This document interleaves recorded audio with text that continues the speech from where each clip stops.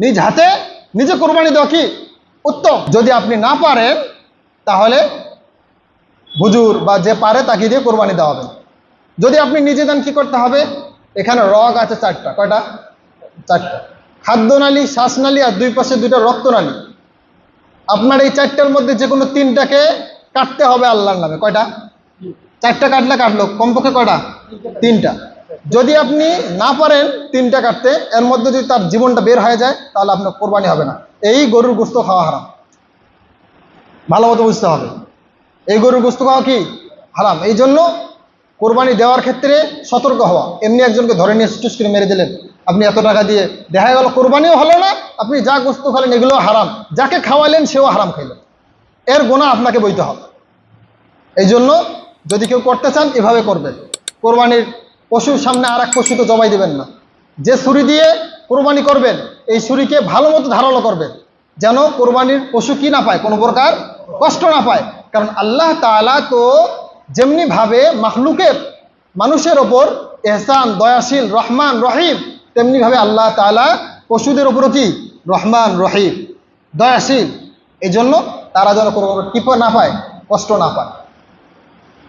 যারা কোরবানি দিবে হুজুরকে নিয়ে আসেন, বাইরে থেকে নিয়ে আসেন, কিছু হাদিয়া দিয়ে দেবে। 70-80 হাজার টাকা দিয়ে গরু কিনছেন, হুজুরকে 1000 টাকা দিতে সমস্যা কি?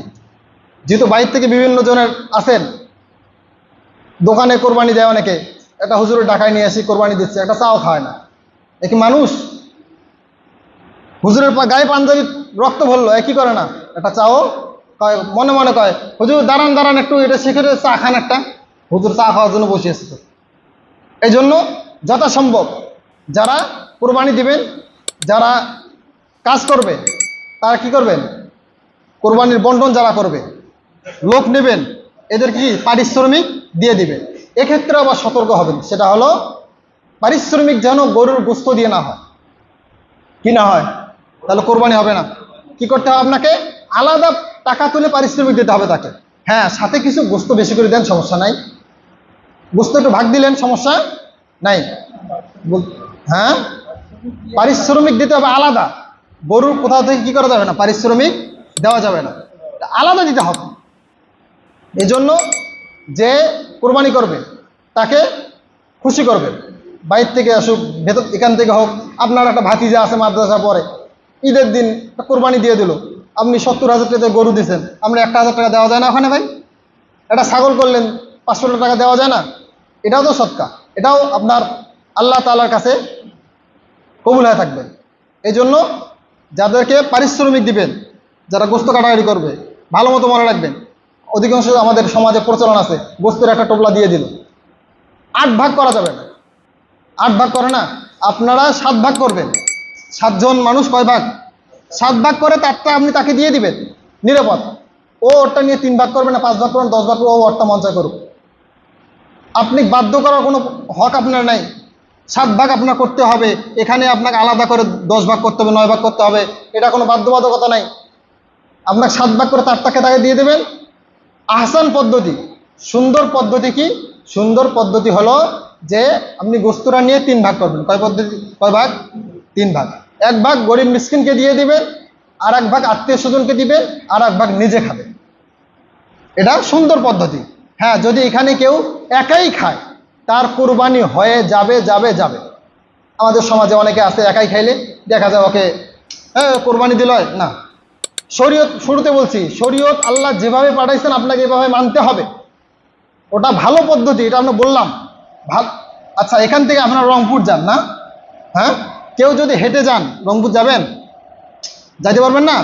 পারবেন। আবার কেউ যদি অটোতে যান যাইতে পারবেন না? কেউ যদি বিমানে যান যাইতে পারবেন না?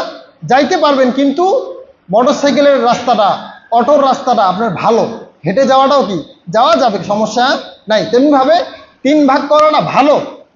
আর যদি না করতে পারেন, একাই খাওয়ার মতো হন, অনেকে আসতে বাড়িতে 8 জন সদস্য, পাইছেন মনে করেন 10 কেজি, আপনি যদি 3 কেজি খাওয়ার বস্তু নাই, আপনি ইচ্ছা করলে খাইতে পারেন, কোনো সমস্যা নাই।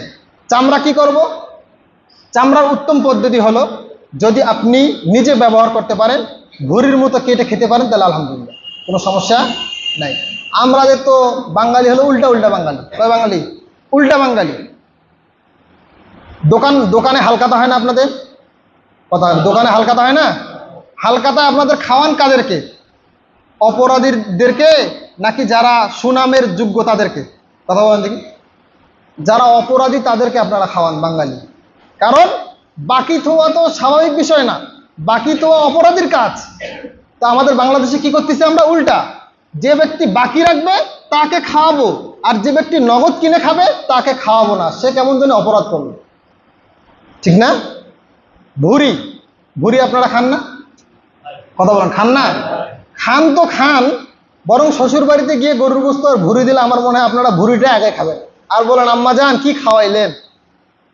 না, ভুরিটা কেমন একদিক থেকে চিন্তা করেন, নিকৃষ্ট একটা নিকৃষ্ট জায়গা থাকে না, চামড়াটা উৎকৃষ্ট জায়গায় থাকে, উপরে থাকে, এখানে কোনো নাপাকি লাগতেছে না।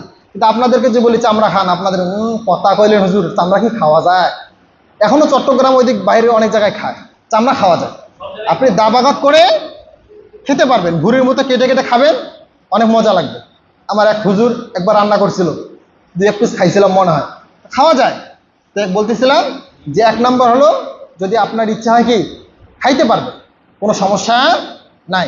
হ্যাঁ, যদি রুচিতে না কুলায় খাবেন না, এটা তো কোনো সমস্যা নাই, কিন্তু আপনাকে হালাল মনে করতে হবে। এটা কি হালাল? এটা কি হালাল, কেউ খাইলে তাকে ঘৃণা করা যাবে না। এটা 1 নম্বর পদ্ধতি গেল। 2 নম্বর, যদি আপনি খাইতে না পারেন নিজের কোনো ব্যবহৃত কাজে ব্যবহার করবেন। পাপোশ বানাইলেন, আগে তো অনেক কিছু বানাইতেন, যাক এটা আমাদের বর্তমানে মুশকিল। তাহলে কি করবেন? যদি কোনো মাদ্রাসায় লিল্লা ফান্ড থাকে, কি ফান্ড? লিল্লা ফান্ড, লিল্লা ফান্ডে দিয়ে দেবে। মাদ্রাসার কোনো নির্মাণ কাজে দেওয়া যাবে না। মসজিদের নিয়ত করছিলেন এক সময় হুজুরের বয়ানে যে 1 বস্তা সিমেন্ট দেবেন, বাস সুযোগ তো পাইছেন 500 টাকা পাইছি, 1 বস্তা সিমেন্টের দাম 530 টাকা, 30 টাকা লাগায় দে মান্যটা পুরা কর, চলবে না, চলবে না। আপনাকে কোনো প্রকার নির্মাণ কাজে চলবে না, সোজা কথা। এটা কি করতে হবে? খাওয়ার কাজে ব্যয় করতে হবে। যদি মাদ্রাসা হয় সম্ভব দিবেন, আলহামদুলিল্লাহ। না পারলে আপনার গরিব দুঃখী যারা আছে আশপাশ যদি কেউ থাকে জাকাত খাওয়ার উপযুক্ত, কোরবানি ওয়াজিব হয় তাদেরকে দিয়ে দিবে, বুঝছেন? যদি কেউ গরিব মানুষ, কোরবানি ওয়াজিব হয় নাই, কি হয় নাই? কোরবানি ওয়াজিব হয় নাই, এরপরে কি করছেন? কোরবানির পশু কিনছেন, তার জন্য একটু জরিমানা আছে। কি জরিমানা? যদি কোরবানির পশুটা হারায়া যায়, কি যায়? হারায়া যায়, তাহলে তার জন্য ওয়াজিব হলো আবার ওই একটা পশু কিনে কোরবানি করা। আবার আরও কি জরিমানা? হারায় যাওয়ার পর ওই কোরবানির পশুটা পাইলো, মানে ছাগল হারায় গেছে, অন্য এলাকায় চলে গেছে, মাইকিং করতে করতে 3 দিন শেষ। 3 দিনের মধ্যে একটা কোরবানি পশু কি করছেন? ক্রয় করছেন কোরবানির নিয়তে, আবার 3 দিন পর ওটাও পাইছেন, আপনাকে 2টাই দিতে হবে। ওটাকে আপনার সৎকা করে দিতে হবে, এটাকে আপনার কোরবানি করে এটাও জীবনে ভাবে খাবেন।